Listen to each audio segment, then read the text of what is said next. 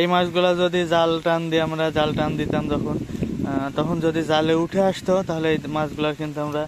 আসসালামু আলাইকুম দর্শক, এটা আমাদের 100% জলকরের একটি পুকুর। এই পুকুরে এবার আমরা বাংলা মাছের সাথে মিশ্রভাবে দেশি ট্যাংরা মাছ চাষে দিয়েছিলাম। আমাদের বাংলা মাছ ধরা শেষে আমরা এখান থেকে দেশি ট্যাংরা মাছ ধরা শুরু করেছিলাম। আমরা এখান থেকে 5 দিন দেশি ট্যাংরা মাছ ধরেছি। 5 দিনে মাত্র 1550 কেজি দেশি ট্যাংরা মাছ উঠাইতে পারছিলাম। যদিও আমাদের মাছের কোনো হিসাব নাই এখানে যে আসলে কতগুলো মাছ আছে। আমরা এখানে 2বারে মাছ দিয়েছিলাম। এই এর আগে আমি ভিডিও দিয়েছি, 2বারে আমরা 3 লাখ মাছ দিয়েছি। প্রথমবার 1.5 লাখ দেওয়ার পরে আমাদের 1 সপ্তাহের মধ্যে আমাদের মাছ সম্পূর্ণ মারা গেছে ভাইরাস ধরে। তারপরে বর্তীতে আমরা আবার 1.5 লাখ মাছ দিয়েছি, ওই মাছগুলোও মারা গেছে আমাদের কিছু।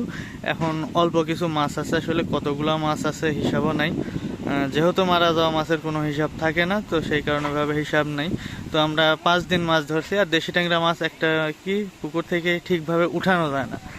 তো আমরাও 5 দিন ধরার পরে মাত্র 1550 কেজি মাছ উঠাইতে পারছিলাম।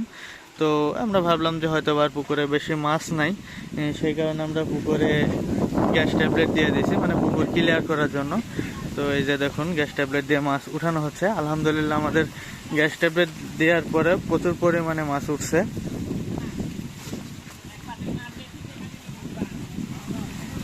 এই যে দেখুন, জালের মধ্যে মাছ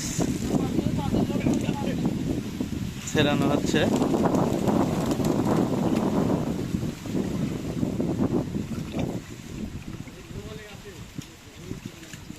এদিক দিয়ে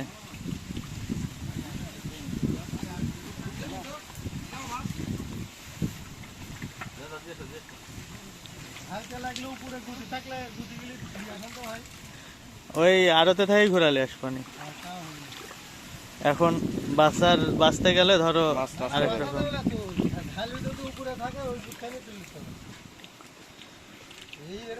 আসলে গ্যাস দেওয়ার পরে যে পরিমাণে মাছ উঠছে, আমরা আসলে কল্পনাও করছিলাম না যে এই পরিমাণে মাছ আছে পুকুরে। এই যে এদিকে পাতিল লোড করা আছে।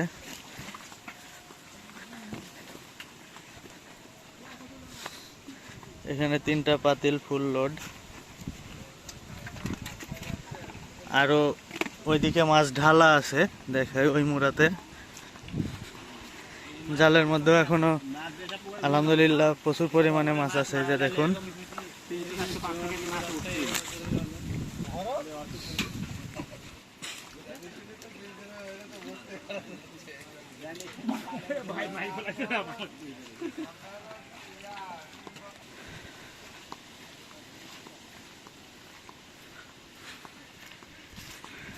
এই যে দেখুন, এখানে রাখা আছে প্রচুর পরিমাণে মাছ।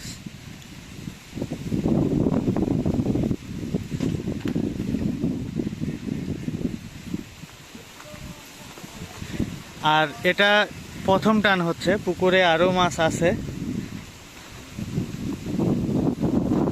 এই যে দেখুন, মাছ দেখা যাচ্ছে কিভাবে ভেসে আছে।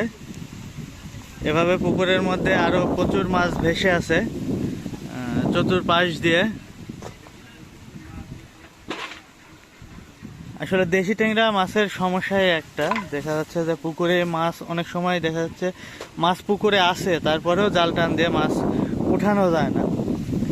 পরবর্তীতে গ্যাস দিয়ে মাছ উঠাইতে হয়। এই মাছগুলা আমরা তাজা মাছ যে দামে বিক্রি করেছি, এই মাছগুলা কিন্তু আমরা সেই দামে বিক্রি করতে পারবো না।